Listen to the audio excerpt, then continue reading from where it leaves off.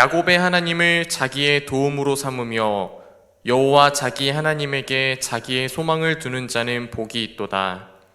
여호와는 천지와 바다와 그 중에 만물을 지으시며 영원히 진실함을 지키시며 억눌린 사람들을 위해 정의로 심판하시며 줄인 자들에게 먹을 것을 주시는 이시로다. 여호와께서는 갇힌 자들에게 자유를 주시는도다. 하나님께 소망을 두는 모든 이들에게 무한하신 복을 허락하시는 하나님, 모든 억눌린 자를 위하여 세상을 정의로 심판하시며 일용할 양식을 공급해 주시는 주님, 오늘 이 시간 공의와 사랑의 하나님 앞에 은혜 받기 위하여 예배의 자리 가운데 나왔습니다. 성령님 안에서 영과 진리로 예배하게 하여 주옵시고 이 시간 하나님의 영광을 바라보게 하여 주옵소서. 우리 주 예수 그리스도의 이름으로 기원드립니다. 아멘.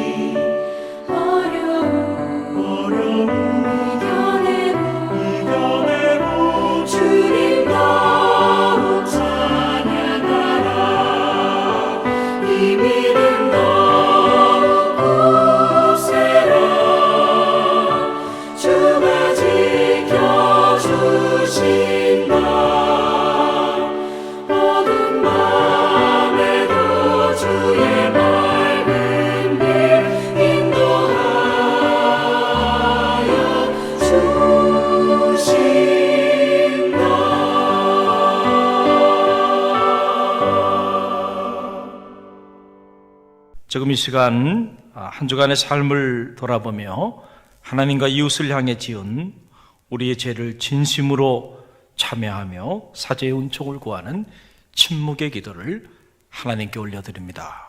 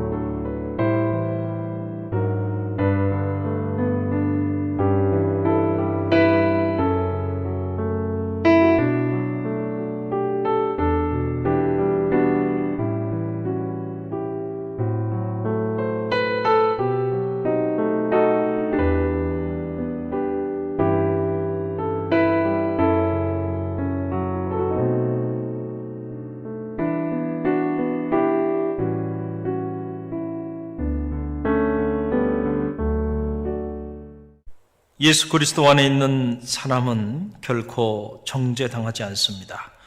그것은 예수 그리스도께서 우리를 죄와 죽음의 세력에서 해방시키셨기 때문입니다. 그러므로 나는 성부와 성자와 성령의 이름으로 지금 우리가 고백한 모든 죄가 용서받았음을 선언합니다.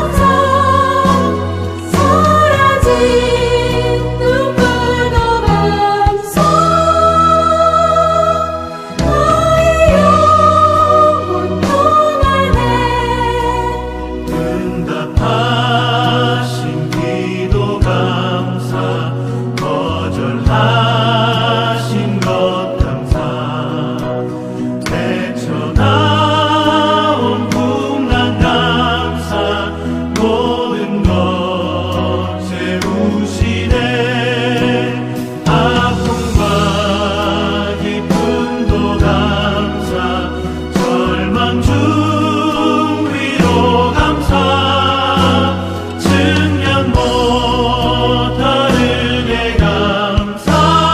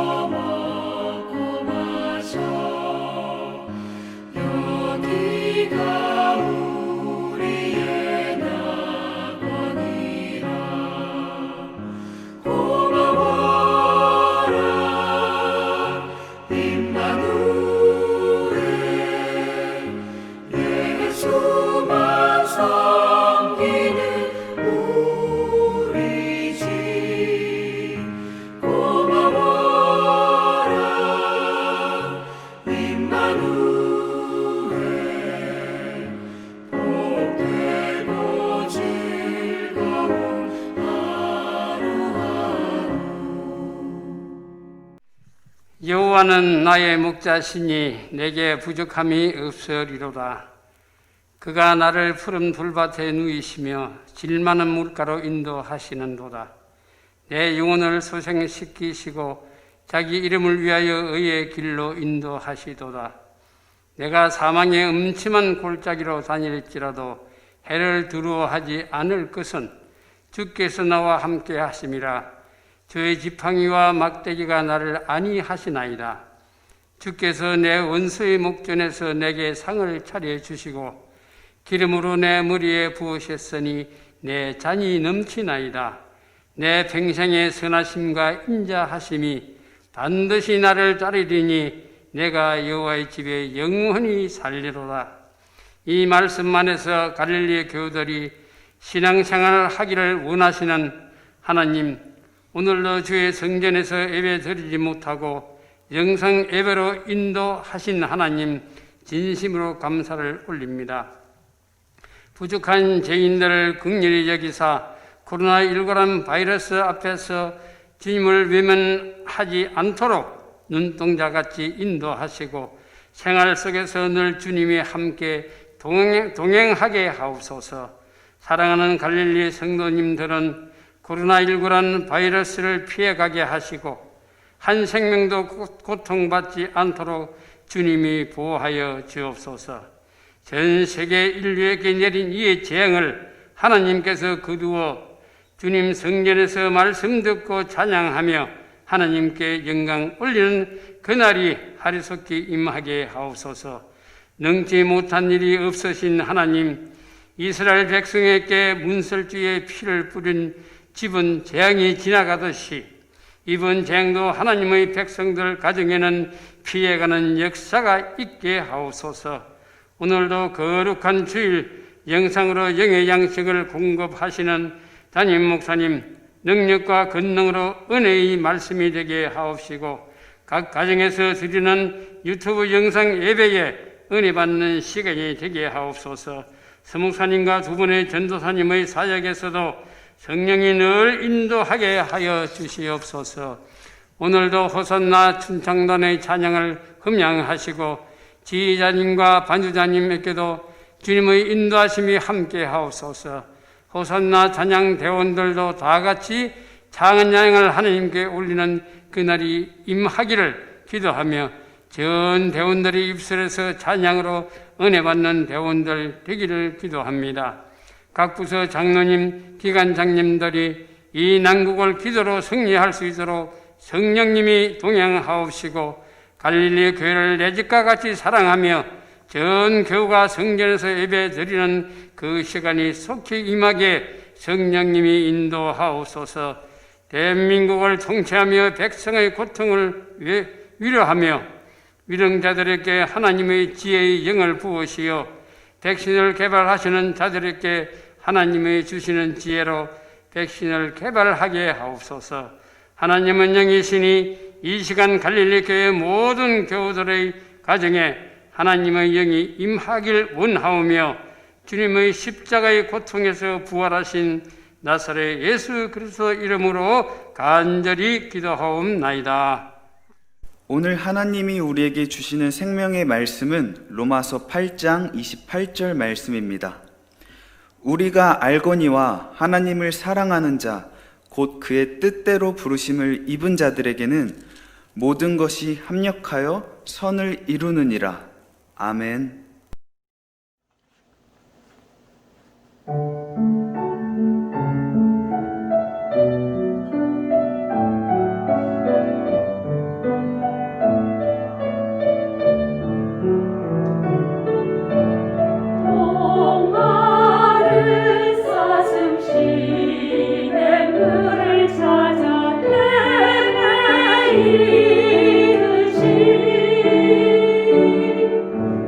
내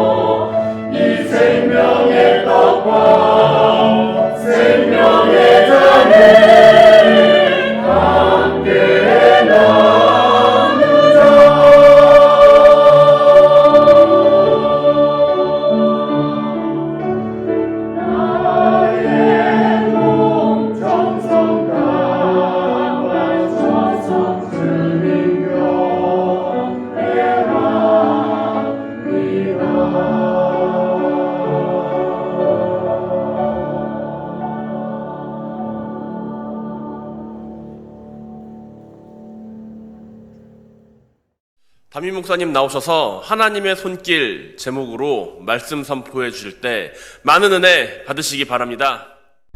할렐루야. 오늘 우리 갈릴리 호산나 중창단 은혜로운 찬양 감사를 드립니다.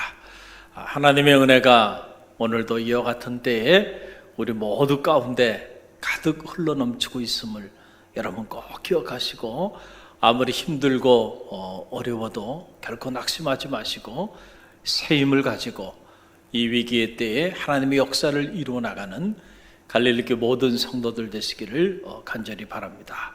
오늘은 하나님의 손길이라고 하는 영적 주제를 가지고 잠시 말씀을 나누기를 원합니다.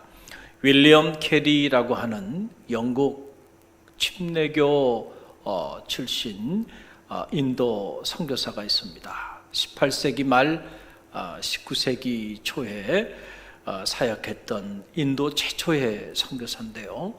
이 윌리엄 캐리 선교사님은 대단히 부지런한 분입니다.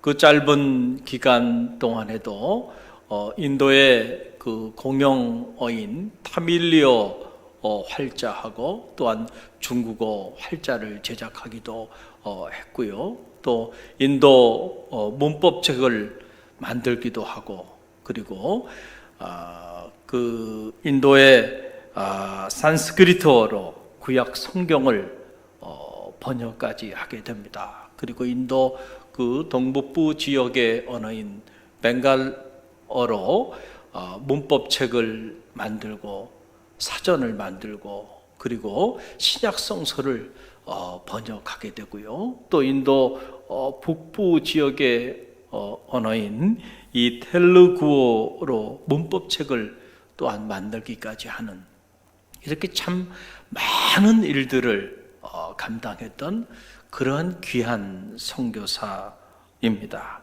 그런데 그가 이런 많은 일들을 감당해 나가던 어느 날 1812년 3월 12일 무슨 일인지 모르는데 원인을 알 수 없는 화재가 그의 처소에 그만 일어나게 됩니다. 그래서 그가 그동안에 그렇게 잠을 줄여가면서 그렇게 수고하며 번역하고 책을 만들고 그 선교지의 언어로 복음을 전하기 위하여 애쓰고 몸부림쳤던 모든 것들이 한순간에 잿더미가 되어버리고 마는 이런 안타까운 삶의 자리에 던져지게 됩니다. 얼마나 낙심했을까요? 한순간에 잿더미가 다 되고 말았어요. 너무너무 낙심하고 너무너무 절망했을 겁니다. 그럼에도 불구하고 이 윌리엄 캐리 선교사님은 함께 사역하는 선교사님들을 모아놓고 그들과 함께 예배를 드리면서 하나님의 말씀을 나눕니다. 그때 이 윌리엄 캐리 선교사님이 함께 나눴던 말씀이 오늘 저와 여러분이 함께 나누는 이 본문의 말씀, 로마서 8장 28절 말씀입니다. 저와 여러분이 이 말씀 다시 한번 함께 봉독하며 나갑니다. 우리가 알거니와 하나님을 사랑하는 자, 그 뜻대로 부르심을 입은 자들에게는 모든 것이 협력하여 선을 이루느니라.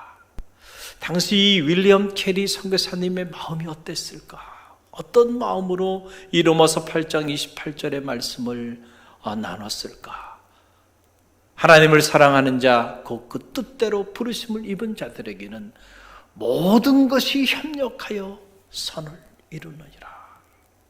이 말씀을 봉독한 이후에 이 윌리엄 캐리 선교사님은 이렇게 기도했습니다.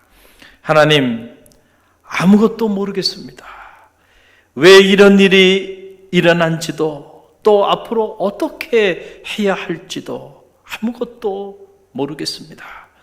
그러나 말씀이 말하고 있으니 모든 것이 협력하여 선을 이룰 줄로 믿습니다. 이것만을 믿겠습니다. 라고 그렇게 기도하고 선포하고 나아갔다라고 하는 사실이에요.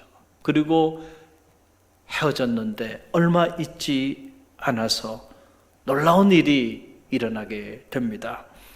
이 윌리엄 게리 선교사의 소식이 영국 전체에 전해지게 됩니다. 이 소식을 접한 젊은 크리스찬 청년들이 가슴에 성령의 불이 타오르기 시작합니다.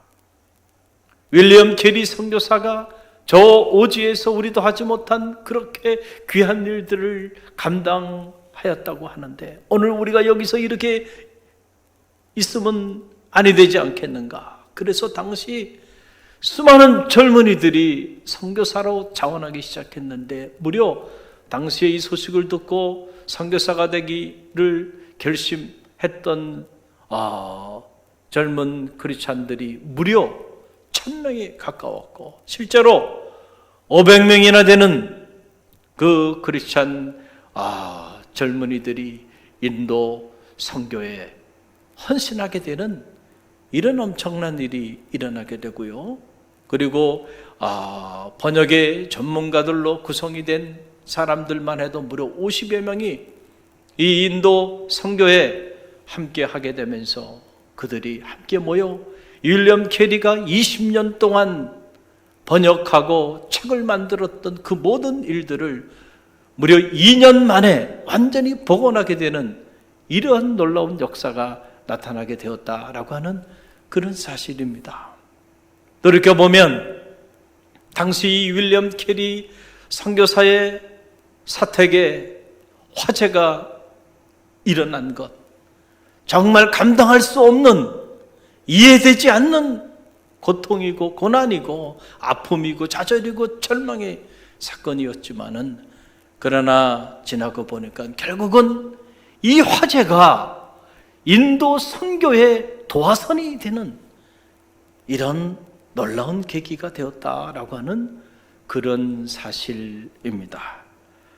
여러분, 우리가 가끔 살면서 정말로 도저히 이해할 수 없고 도저히 받아들이기 어려운 그런 고난과 고통의 시간을 맞이할 때가 있죠. 여러분, 그럴 때 얼마나 우리의 마음이 무너지고 또 무너지나요? 여러분, 그때 여러분 꼭 기억하시기를 바랍니다. 오늘 하나님이 우리에게 주신 이 생명의 말씀을 여러분의 가슴에 새기시길 바랍니다. 이 로마서 8장 28절 말씀, 하나님을 사랑하는 자, 곧 그 뜻대로 부르심을 입은 자들에게는 모든 것이 협력하여 선을 이루느니라. 이 사도 바울의 이 놀라운 선언을 여러분의 가슴 속에 여러분들이 품고 또 품고 이 말씀을 붙잡고 그 고난의 때에, 고통의 때에, 위기의 때에 위기를 변화시켜 하나님의 놀라운 축복의 기회로 만들어 나가는 그런 믿음의 사람들이 다 되시기를 간절히 바랍니다. 우리가 이 말씀을 얼마나 잘 알고 있어요. 너무너무 우리가 많이 들은 그런 말씀이죠.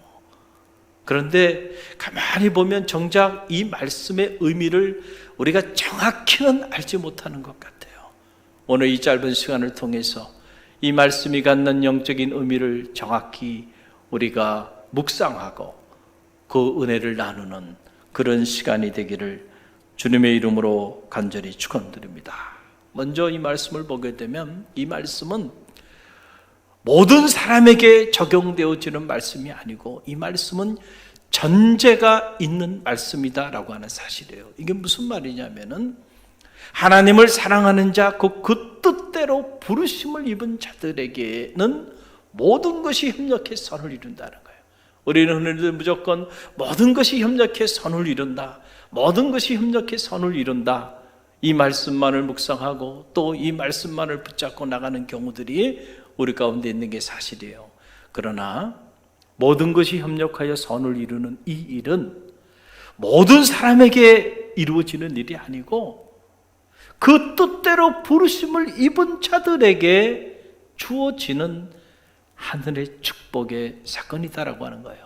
그러면 여러분이 이런 질문을 할 수 있어요. 그러면 목사님, 그 뜻대로 부르심을 입은 자들은 누굽니까? 여러분, 우리를 당신의 뜻 가운데서 부르신 이는 하나님이죠. 이건 하나님의 절대 주권에 해당하는 부분이기 때문에 우리가 누가 이런 특별한 부르심을 받은 사람들인지 알 길은 없어요. 오직 하나님만이 아십니다. 그러나 우리의 편에서 우리가 알 수 있는 길도 있습니다. 오늘 말씀을 자세히 보면요, 동격으로 사도 바울이 이렇게 말합니다. 하나님을 사랑하는 자, 곧 동격이죠. 하나님을 사랑하는 자, 곧 그 뜻대로 부르심을 입은 자들에게는, 그러니까 여러분 이 말이 무슨 말이에요? 그 뜻대로 부르심을 입은 자들, 그 부르심을 입은 자들이 누구인가를 알 수 있는 길이 있다는 거죠. 그것은 바로 뭐냐면 오늘 우리가 하나님을 사랑하는지 그렇지 않은지를 보면 우리가 하나님 뜻대로 부르심을 입은 자들인지 그렇지 않은지를 알게 된다는 거예요. 그래서 하나님을 사랑하는 자, 곧 그 뜻대로 부르심을 입은 자들, 모든 것이 협력하여 선을 이룬다는 거죠. 여러분은 하나님을 사랑하는 사람입니까? 하나님을 사랑하는 일은 우리 안에서 우리를 통하여 이루어지는 일이기 때문에 우리가 가장 잘 알아요. 우리가 하나님을 사랑하고 있는지 사랑하지 아니하는지를 안다는 거예요. 여러분, 사람이 사람을 사랑하게 되면 그 내면에 많은 변화들이 이렇게 일어나게 되죠. 그 중에 하나가 바로 뭐냐면은 생각의 변화가 일어납니다. 우리가 누군가를 사랑하게 되면요, 좋은 곳에 가도 그 사람이 생각나죠. 또 맛있는 음식을 먹어도 그 사람이 자꾸 생각나요. 그러면 틀림없이 여러분은 그 사람을 사랑하고 있는 거예요. 여러분은 하나님을 정말로 사랑하시는 분들입니까? 하루를 사시면서 하나님이 생각나십니까? 한날의 삶을 사시면서 하나님을 과연 여러분은 얼마나 생각하고 사십니까? 하나님 생각이 많이 난다고 한다면 여러분은 틀림없이 하나님을 사랑하는 사람들입니다. 또 하나, 이 사람과 사람 사이에도 이렇게 사랑을 하기 시작하면은 우리의 삶에 일어나는 현상 중에 하나가 뭐냐면 사랑하는 그 사람을 더 깊이 알고 싶어요. 그 사람의 말, 그 사람의 생각, 그 사람의 취향, 그 사람 어디 사는지, 어떤 사람인지, 그 사람에 대한 모든 것을 알고 싶어 하는 그런 마음이 우리 안에 불릴 듯 일어나게 되죠. 여러분이 정말로 하나님을 사랑하게 되면요, 여러분 안에도 하나님의 말씀, 하나님의 생각, 하나님의 취향, 하나님에 관한 모든 것들을 알고 싶은 그런 열망이 여러분 안에 불릴 듯 일어나게 돼요. 그래서 하나님을 사랑하는 사람이 늘 하나님의 말씀을 묵상하고 연구하고 그 말씀을 나누는 삶을 살게 되는 것이죠. 또 우리가 하나님을 사랑하는지 사랑하지 않는지 알 수 있는 길 중에 하나는 이런 거예요. 여러분, 사람이 사람을 사랑하게 되면 그 사랑하는 사람에게 뭐드나 다 잘 보이고 싶어 합니다. 그래서 그 사랑하는 사람이 원하는 삶을 살고 싶은 이런 마음이 생겨요. 내가 사랑하는 사람이 지성인을 좋아하면 내가 지성인이 되기 위해서 많은 책을 읽고 또 열심히 공부를 하죠. 몸이 건강한 사람을 좋아한다 그러면은 운동도 하지 않았던 사람들이 어느 날 규칙적으로 자기 몸을 관리하고 운동하면서 강한 몸을 만들어 간다는 거예요. 왜냐하면 사랑하는 사람이 그것을 원하니까 내가 그런 삶을 살고 싶은 거죠. 여러분은 하나님께 잘 보이기 위해서 오늘 어떤 노력을 하면서 살아가고 있나요? 우리가 영적으로 우리 자신을 한번 들여다보면, 정직히 들여다보면 내가 정말 하나님을 사랑하는 사람인지 그렇지 않은지 다른 사람은 몰라도 나는 적어도 알 수 있다라고 하는 그런 사실이죠. 또한 우리가 누군가를 사랑하게 되면요, 이 fall in love 한다 그러죠. 사랑에 빠지면 세상이 다르게 보이는 거죠. 모든 세상이 다 아름답게 보여. 아무리 환경이 이렇고 저렇고 해더라도요, 사랑에 빠진 사람의 입술에는 불평과 원망이 없습니다. 그저 기쁨이 있습니다. 감사가 있습니다. 사랑에 빠지면요, 모든 세상이 다 아름답게 보이기 때문에, 여러분, 하나님 때문에 행복한 그런 경험이 여러분 가운데 있습니까? 정말 하나님 때문에 여러분의 마음에 기쁨이 있습니까? 하나님 때문에 여러분 삶의 자리 가운데 너무너무 감사하십니까? 그렇다고 한다면 적어도 여러분은 하나님을 사랑하시는 분이십니다. 또 우리가 사람을 사랑해도요, 사람을 정말로 사랑하게 되면 그 사람이 소중히 여기는 것, 그것을 우리도 소중히 여기게 돼 있어요. 사랑하는 사람이 귀하게 여기는 것을 어떻게 내가 그 사람을 사랑한다고 하면서 그것을 하찮게 여길 수가 있나요? 여러분, 그런 일은 일어나지 않는다는 거죠. 그래서 옛말에 그런 말이 있잖아요. 아내를 사랑하면 처갓집 새 말뚝을 보고도 절을 한다 라고 하는 그런 말이 있잖아요. 하나님을 정말로 우리가 영적으로도 사랑하게 되면요, 하나님이 소중히 여기는 것들을 우리도 소중히 여기며 살게 된다라고 하는 그런 사실입니다. 하나님께서 친히 그의 아들의 피로 값주고 사신 교회, 하나님이 이 주님의 몸된 교회를 얼마나 귀하게 여기나요? 우리가 하나님을 사랑하면 하나님의 교회를 우리가 경홀히 여길 수가 없다라고 하는 그런 사실입니다. 요즘 코로나 때문에 성전 문을 닫고 각 처소에 흩어져 예배를 드리고 있는데, 제가 이렇게 보니까 많은 우리 갈릴리교회 성도님들이 교회에 대한 염려들을 많이 하시는 것 같아요. 전화도 많이 하시고, 또 이렇게 뵙게 될 때도 목사님, 이 일로 인해서 교회가 어려워지면 어떡해요?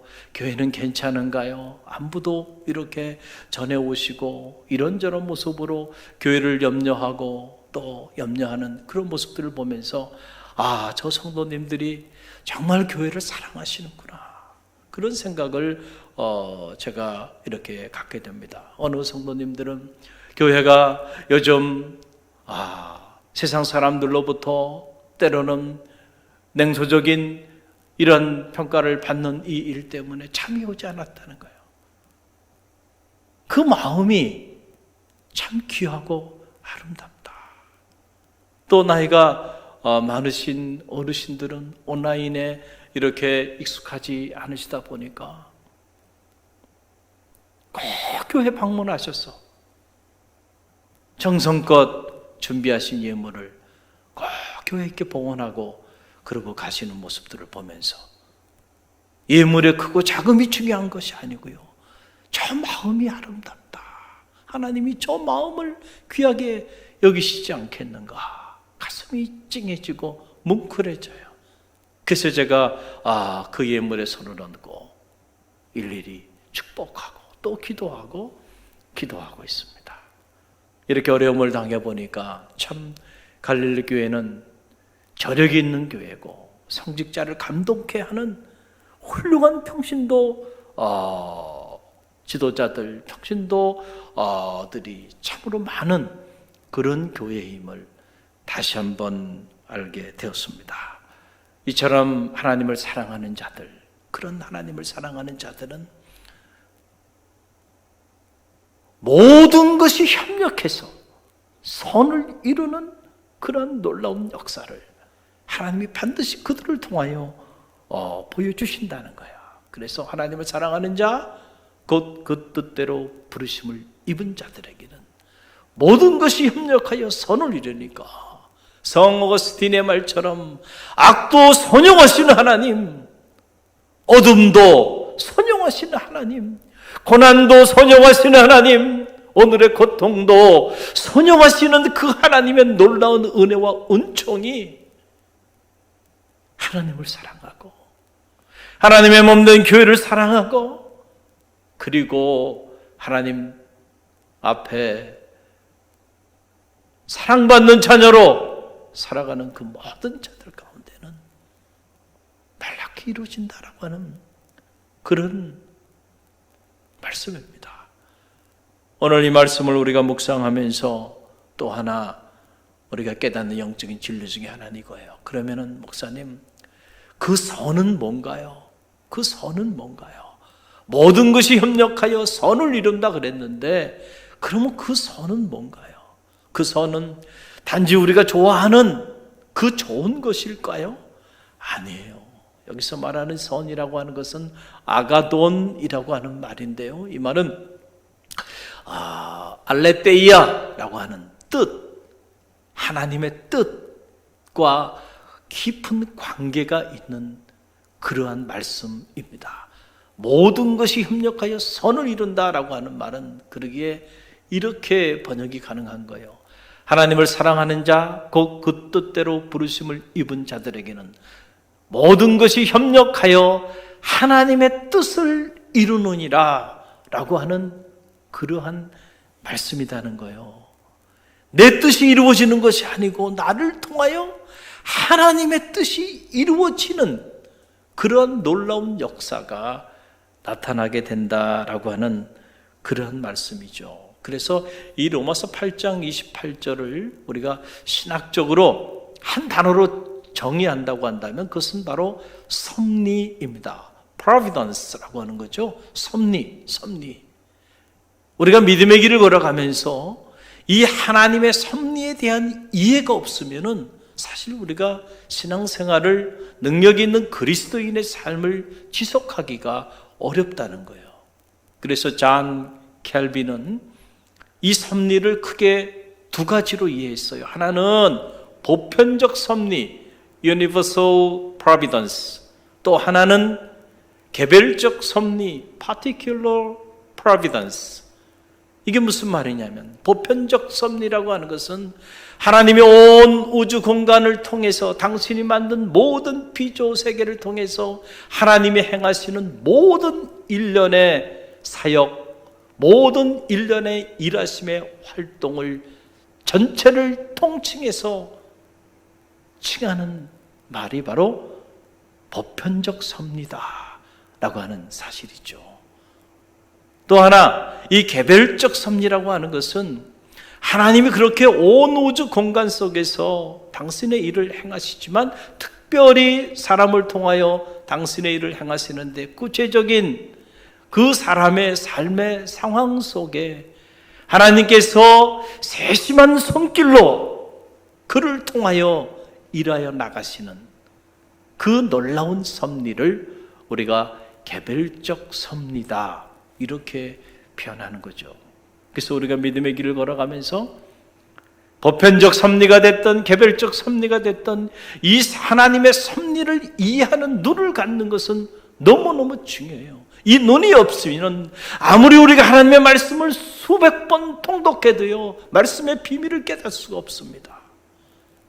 우리가 이 하나님의 섭리에 관한 이해를 갖지 못한다고 한다면 오늘 믿음의 길을 걸어가고 있는 우리의 삶의 자리 속에서 수없이 일어나고 있는 모든 삶의 문제들을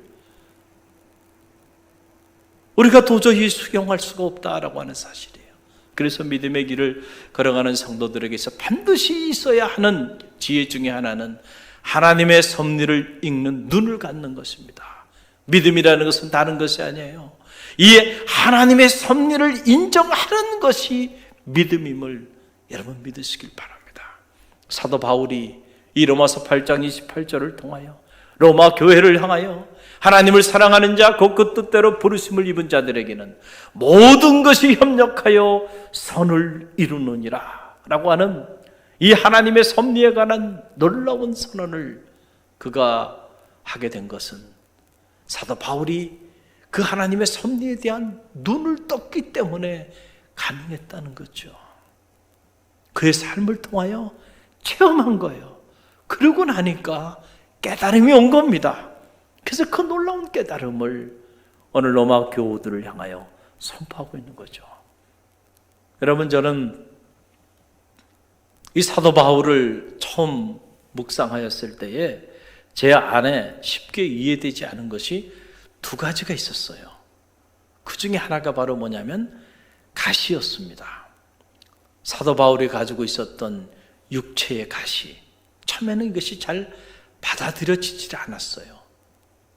학자들에 의하면 이 가시는 간질병이었을 것이다, 이렇게 이야기를 하는데, 사도 바울이 주님을 만나고 그의 삶 전체를 주님을 위하여 살기로 결심하고 복음을 전하는 사도의 길을 걸어가게 되는데, 그에게 늘 걸림돌이 있었던 거예요. 그 바로 뭐냐면 몸이 건강하지 않은 거예요. 육체의 질병, 이 육체의 가시 때문에, 이 간질병 때문에 너무너무 고통스러웠어요. 그리고 이것이 복음을 전하는 데 있어서 하나님께 영광이 되지 않음을 알게 됐어요. 그래서 하나님 앞에 그가 무려 3번 이상이나 기도하고 또 기도하면서, 하나님, 이 육체의 가시, 이 육체의 질병만큼은 좀 해결해 주세요. 그러면은 제가 더 힘이 있게 하나님 영광을 위하여 복음을 전하는 그런 사도가 되겠습니다. 그리고 기도하고 또 기도하고 기도했어요. 그런데 여러분 어떻게 됐나요? 하나님이 그의 기도를 응답하지 않으셨어요. 참 이해되지 않는 하나님이에요. 아니, 다른 것도 아니고 그 건강한 육체를 가지고 하나님께 영광을 돌리겠다는데, 복음의 사도로 살겠다는데, 아니 그 육체를 좀 강건케 해주시면 좋을 텐데 어떻게 하나님이 그 사도 바울의 그 기도에 이렇게 외면할 수 있을까? 어느 날 사도 바울에게 하나님의 음성이 들려오잖아요. 내 은혜가 내게 족하다. 여러분, 사도 바울 입장에서는 얼마나 서운했을까요? 육체의 질병을 치유해달라는데 내 은혜가 내게 족하다. 아니 이게 무슨 말이에요? 더 이상 구하지 말아라. 내 은혜가 내게 족하단 말이죠. 언뜻 이런 응답을 받으면요, 마음에 서운한 마음이 밀려오죠. 내가 해결해달라는 건 해결해 주지 아니하시고 내 은혜가 내게 족하다니 무슨 말씀일까? 그런데 사도 바울이 음성을 듣고 기도하는 중에 깨달음이 온 거예요. 가시를 통해서 일하시는 하나님의 그 세심한 손길을 그가 경험하게 된 거예요. 그리고 나서 보니까 이 육체의 가시만 좀 제거해달라 그랬는데 알고 보니까 그 육체의 가시가 그에게는 놀라운 축복이었고 놀라운 하나님의 은총이었고 놀라운 하나님의 선물이었음을 알게 된 거예요. 그 육체의 가시 때문에 자기가 자고하지 않고 늘 하나님 앞에 겸손히 하나님의 능력을 구하는 그런 사도로 살아갈 수 있게 되었음을 알게 된 거예요. 그러고 보니까 그 가시는 사도 바울에게서 놀라운 축복이었다라고 하는 사실이에요. 그 사도 바울이 이 사실을 깨닫고는 그가 위대한 고백을 하잖아요. 약할 그때가 곧 강함이라. 내가 부득불 자랑할진대 이제는 나는 나의 약함을 자랑하노라. 가시를 제거해달라고, 이 고통과 이 고난을 제거해달라고 기도했는데 기도하는 중에 깨달음이 온 거예요. 하나님의 섭리를 깨달은 거예요. 내게 고난을 주고 고통을 주고 가시를 주신 그 하나님의 세심한 손길을 체험하게 된 거예요. 그때부터 오히려 이제는 가시를 제거해달라고 기도하는 것이 아니고 오히려 가시를 찬양하고 그리고 그 가시를 자랑하는 그런 인물로 변화하게 됐다는 거죠. 또 하나, 이 사도 바울을 처음 제가 묵상하면서 제 마음에 쉽게 이해되지 않은 것 중에 하나가 바로 뭐냐면 감옥입니다. 감옥. 사도 바울이 그 어려운 때에 복음을 전하기로 결심하고 복음을 전하는 사도의 길을 걸어가면 좀 자유롭게 복음을 마음껏 전할 수 있도록 길을 열어주셔야 되는데 어떻게 된 일인지 하나님께서 사도 바울을 감옥에 투옥시키잖아요. 로마인들의 감옥에 투옥되는 그 상황을 하나님이 용인하시잖아요. 하나님의 능력이 있다면 어떻게 저렇게 유능한, 어떻게 저렇게 하나님의 말씀을 전하기 위하여 자기 삶을 완전히 기토하는 저 존귀한 자를 그 차디찬 감옥에 투옥시킬 수가 있을까?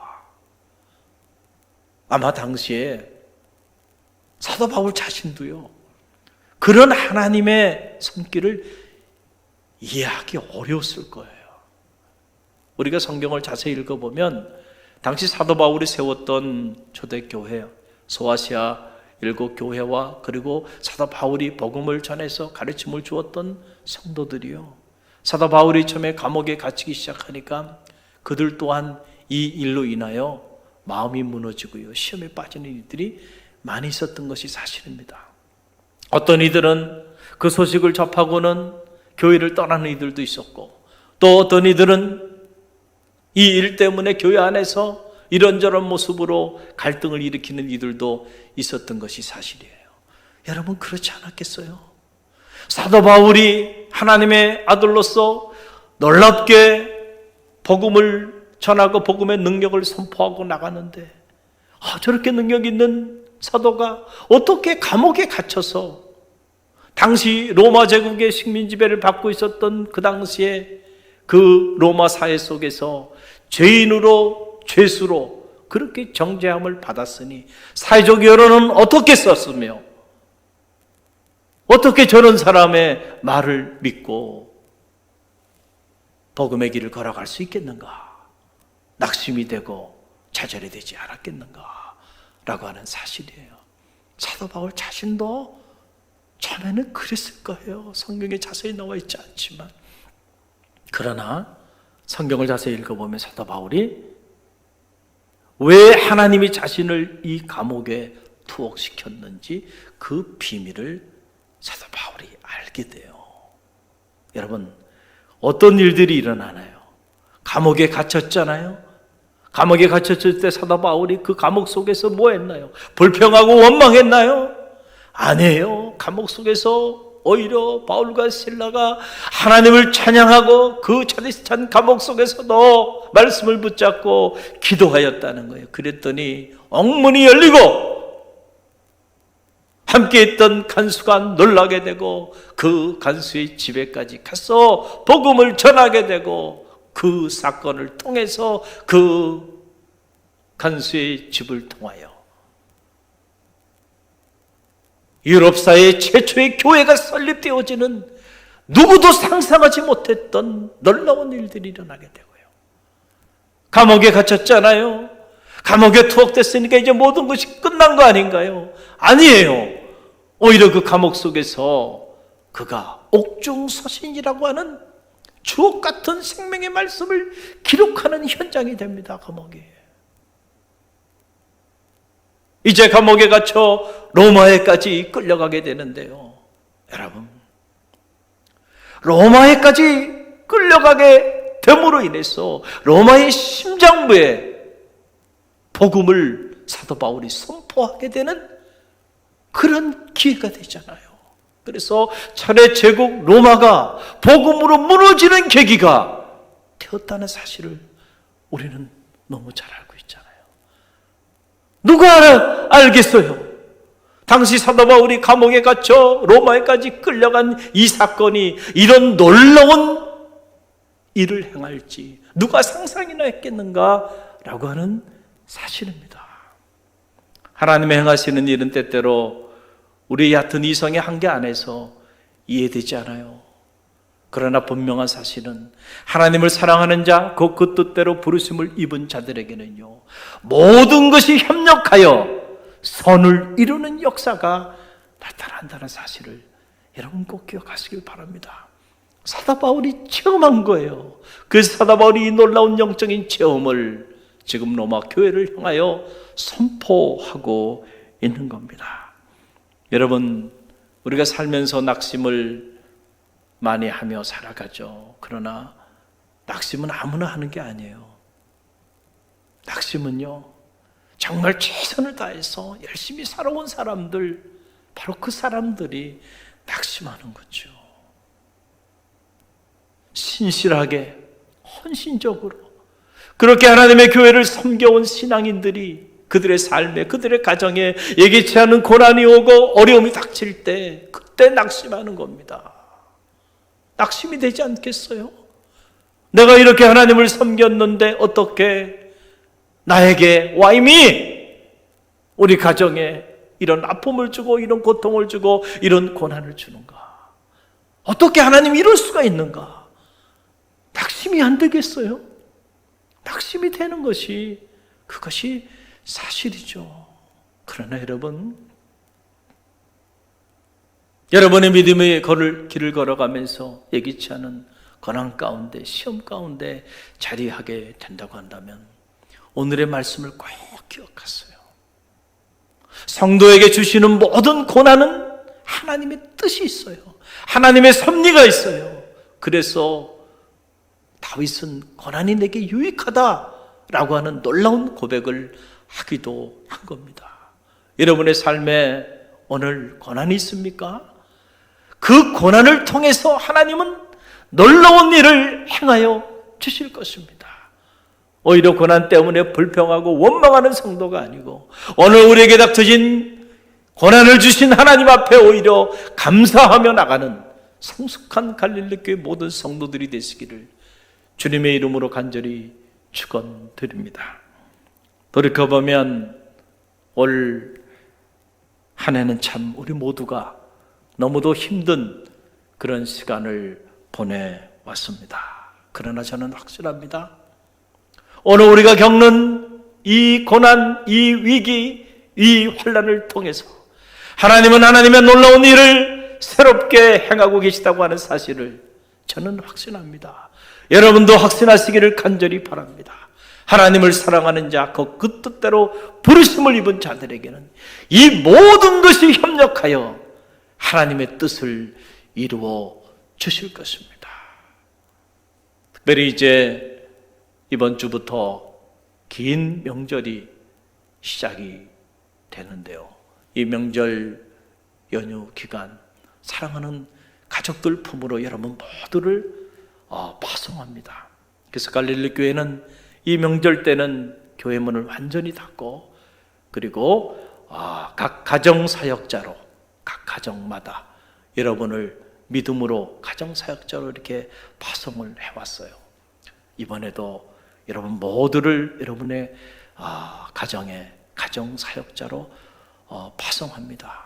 특히 그 어느 때보다도 어려운 가운데 처해 있는 가족들, 그 가족들에게 여러분들이 이 고난 속에서도 일하시는 하나님의 그 세심한 섭리를 믿음으로 깨닫고 그 가족들을 위로하고 격려하는 그러한 명절이 되시길 바랍니다.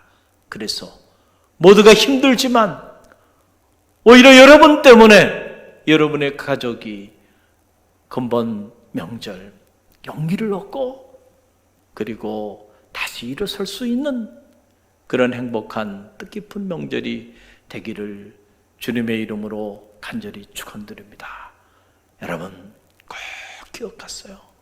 하나님을 사랑하는 자, 그 뜻대로 부르심을 입은 자들에게는 모든 것이 협력하여 선을 이룬다는 이 사실을 여러분 꼭 가슴에 새기시고 그리고 이 말씀으로 또 한 주간도 믿음으로 승리하는 갈릴리교회 모든 성도들이 되시기를 주님의 이름으로 간절히 축원드립니다.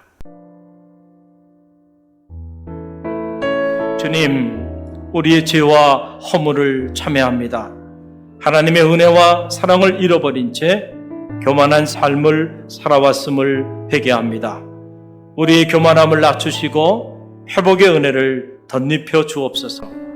주님, 코로나19의 재앙을 통하여 우리를 향한 하나님의 뜻이 무엇인지 분별하게 하소서. 코로나보다 더 무서운 우리의 시기와 질투와 분냄과 탐욕과 불신앙과 음욕과 거짓과 위선을 참회합니다. 용서하여 주옵소서. 주님, 우리를 긍휼히 여기셔서 이 땅의 치료와 회복의 은혜를 허락하여 주옵소서. 코로나19 바이러스로 인해 고통받는 환자들과 치료를 위해 불철주야 헌신하는 의료진들과 수많은 봉사자들에게 십자가의 보혈과 부활의 능력을 허락하여 주옵소서. 주님, 이 땅의 교회와 성도들이 다시금 첫사랑과 첫믿음을 회복하게 하여 주옵소서.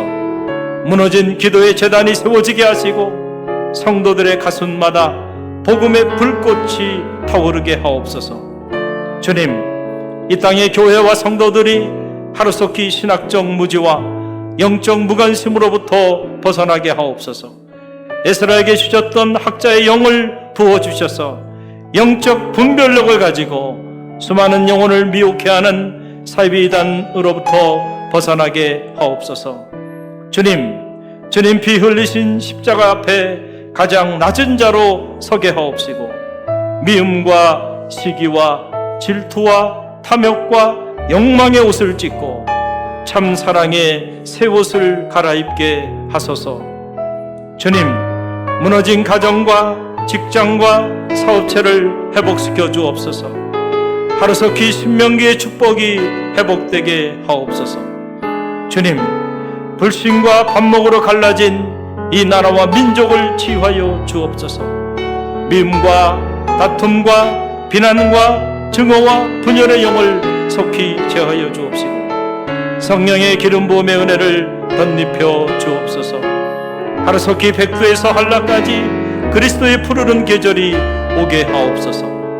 주님, 갈릴리 교회 꿈이 주님의 꿈이 되게 하옵소서. 갈릴리 교회가 이 시대의 희망의 등불이 되게 하옵소서. 갈릴리 교회가 놀라운 영적 부흥을 경험하게 하옵소서. 주님, 이 위기의 때에 갈릴리 교회 온 성도들이 깨어 기도하게 하옵소서. 갈릴리 교회 담임 목사님과 목회실 사역자들, 장로님들과 각 부서 기관장님들, 그리고 모든 성도님들의 가정과 자녀와 삶의 자리 위에 주님의 사랑과 성령의 은혜가 가득 흘러 넘치게 하옵소서. 봄, 여름, 가을, 겨울 우리의 사계절 속에 언제나 사랑의 꽃으로 피어나시는 우리 주 예수 그리스도의 이름으로 기도드립니다. 아멘.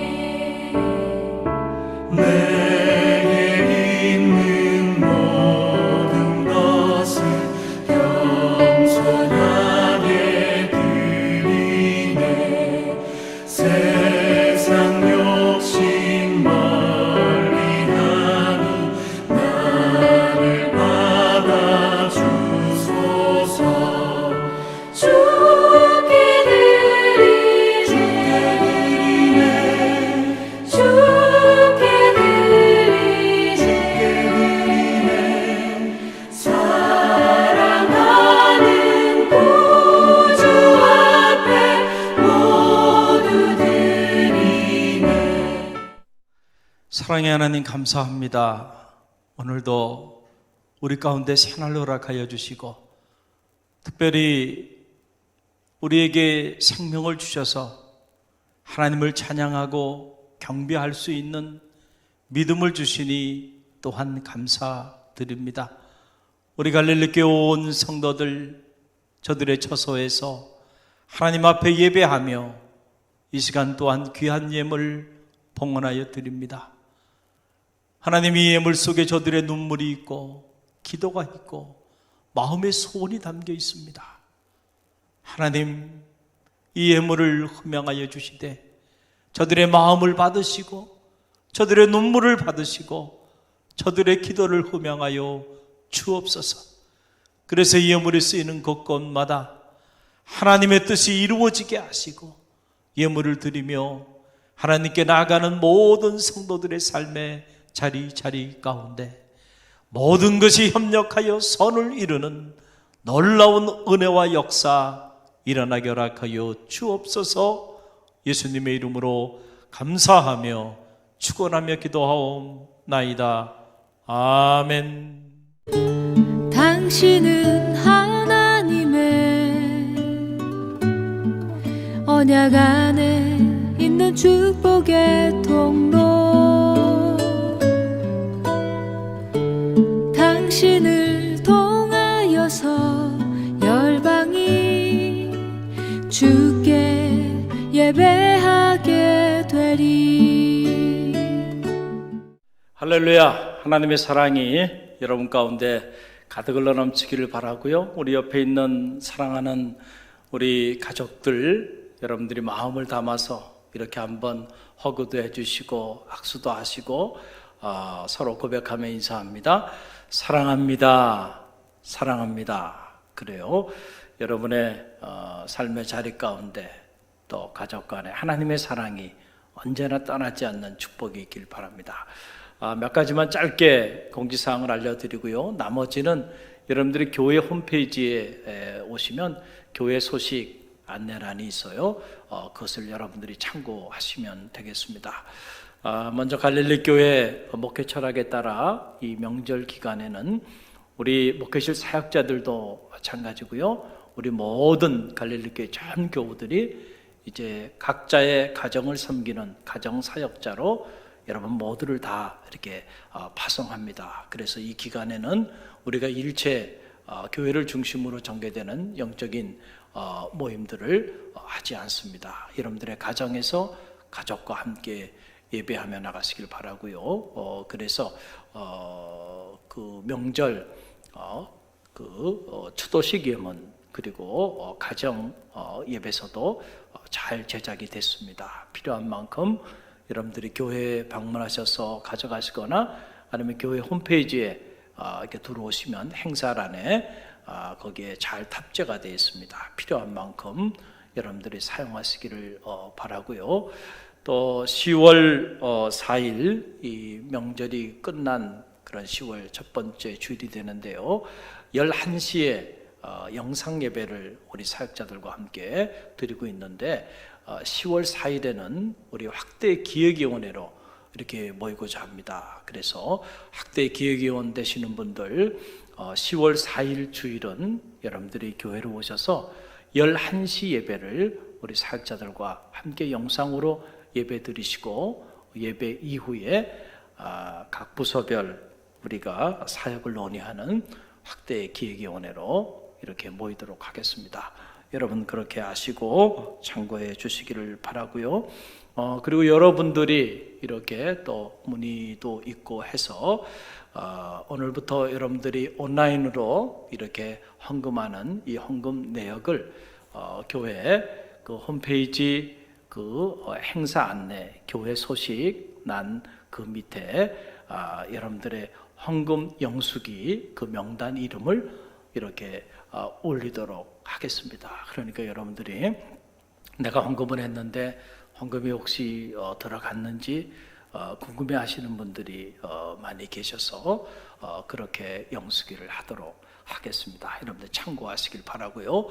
또 한 주간 하나님 안에서 특별히 이 명절 건강하고 그 행복한 시간들 여러분 다 보내시고 다음 주에 또 얼굴 뵙도록 하겠습니다.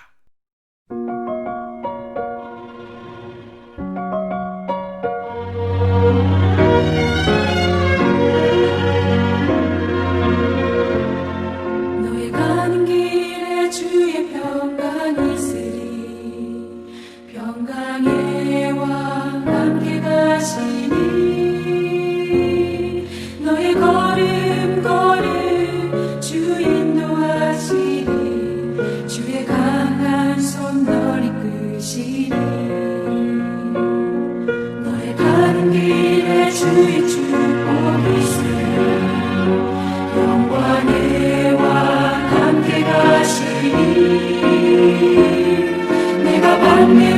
누가 주님 말씀이 너도 주의 길에 빛게 되리.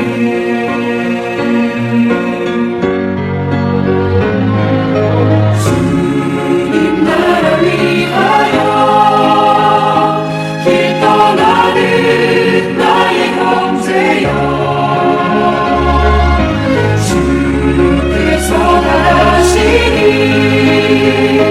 너는 가라. 주의 이름으로 거칠은 광야 위에 도시는 피하라고. 세상은 내 안에서 주님의 영광 보리라.